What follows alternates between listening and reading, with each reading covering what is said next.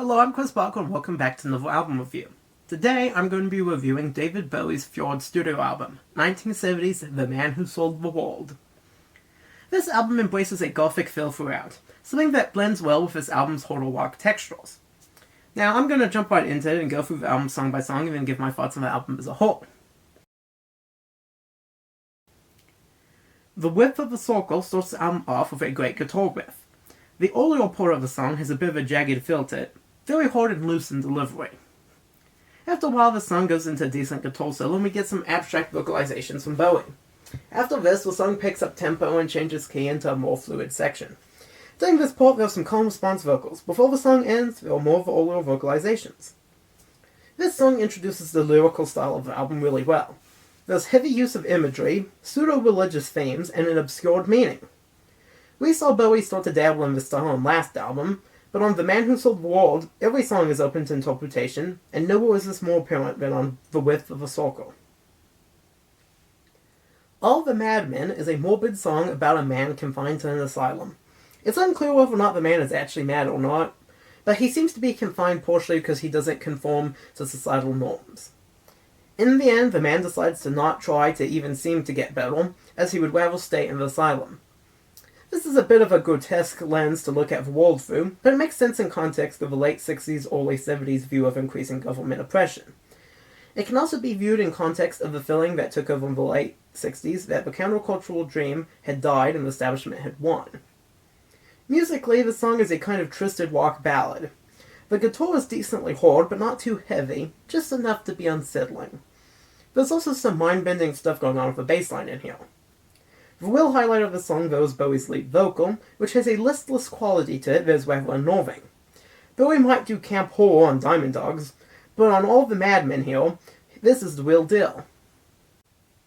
Black Country Rock is a hard country rock song with a heavy bass line and a great lead guitar riff. There's also a great guitar solo that sounds a bit similar to the later title track from this album. The lyrics are pretty simple compared to the rest of the album, being about a place called Black Country Rock. There isn't really too much depth here, but Bowie's vocal delivery here is great, and the lyrics really flow together really well. After All is kind of like a gothic dirge. I think the closest comparison I can think of is it sounds like something you would hear in the movie A Nightmare Before Christmas.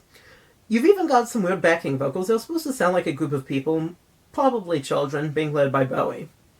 Honestly, the backing vocals here kind of sound like Yoko Ono, although I'm not sure if this was their intention. This song is a bit more abstract in lyric, but overall follows a similar tone to all the Madmen above. Running Gun Blues is a song about a soldier who, after the war is over, has taken to attacking civilians in order to get his kicks.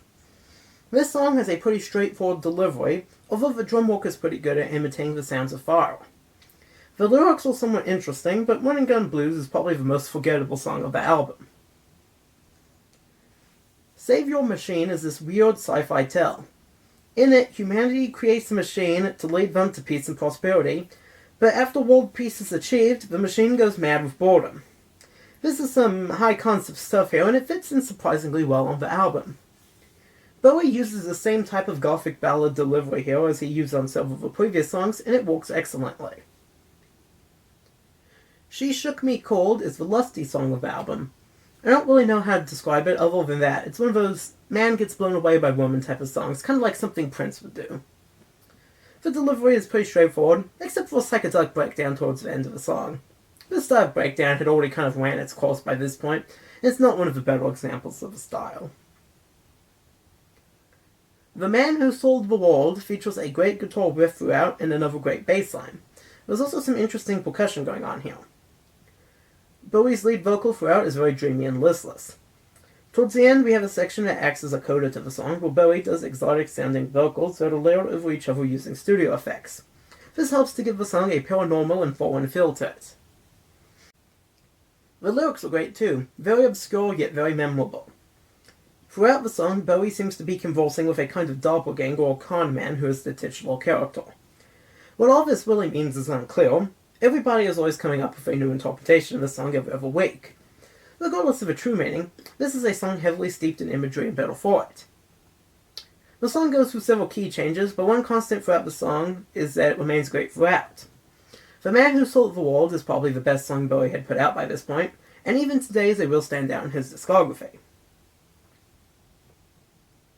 The Supermen is a song about an ancient and immortal race of supermen. It is a bit nonsensical, but creepy nonetheless. This song kicks off with some very surreal backing vocals that continue throughout the song. Once again, Bowie delivers a creepy sounding vocal and it continues to work wonders. This song works very well for the rest of the album and ends it off quite well.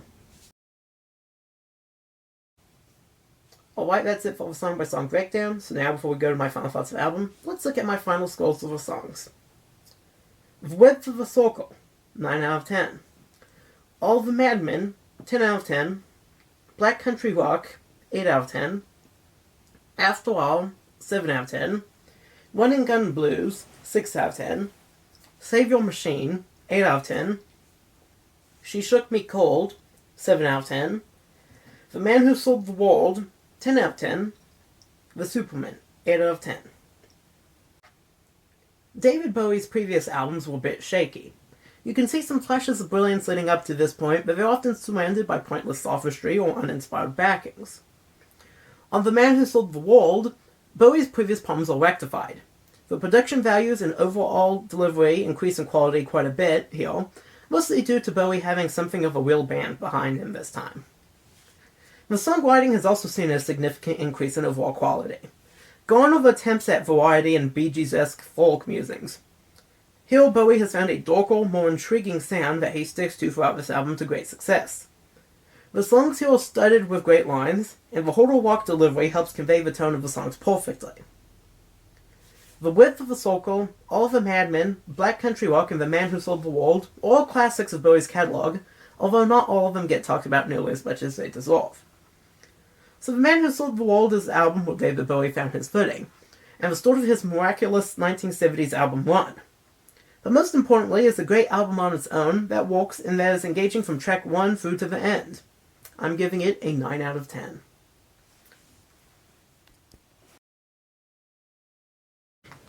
And of course, as usual, before we go, I do of course want to look at the sleeve. Now, this is a modern repressing. So this is the UK sleeve design we're using here. There's also a different US sleeve design. I personally like this one better, although your mileage may vary there. So you've got this kind of nice photo of Bowie. He's got this sort of dress on. He's in this kind of room with wood paneling, and he's laying on this kind of sofa recliner thing, and he's got kind of cords scattered across, and he has one in his hand. It's kind of an artsy, mysterious sort of picture. On the back, we have another photo of Bowie. It's a little bit mysterious looking too, but it's more normal. It's more zoomed in. Black and white. Looks pretty good. A bit soft maybe, but overall pretty nice. And this sleeve, at least on this release, is textured somehow. I don't really know how to describe it, but it is. And as for the liner, I don't really know what's up with this liner, but it's just something about plastic bags can be dangerous. To avoid dangerous suffocation, keep this bag away from babies and children. I don't know if that was like... if that's just like whoever printed this liner just put that on there, or because it's not a plastic bag, it's paper. So I'm assuming this was some sort of intentional decision, because this is a repressing, and my Oval Bowie repressings don't have that on the liner. It's just plain, so I don't really know what's up with that. If that's actually a part of, like, the album design, or if it's just some random thing that I shouldn't even be talking about here. And this modern pressing is on this David Bowie label. So yeah, I mean, that's it. Very nice picture here on the front. I quite like the UK design for the sleeve. I like it better than the US one, as I said. And I think it does look pretty good, and it also fits in, I think, well with the rest of his albums if you had them all sort of lined up in a collection on a shelf. So, yeah, pretty good sleeve there, pretty good album. And before I go, I do want to encourage you to like and subscribe if you enjoyed this video. Also, I've already reviewed Bowie's previous albums, so I would strongly recommend checking those videos out as well. If you made it here to the end of this video, I want to thank you for watching. Thanks, have a great rest of your day, and I'll see you in the next video.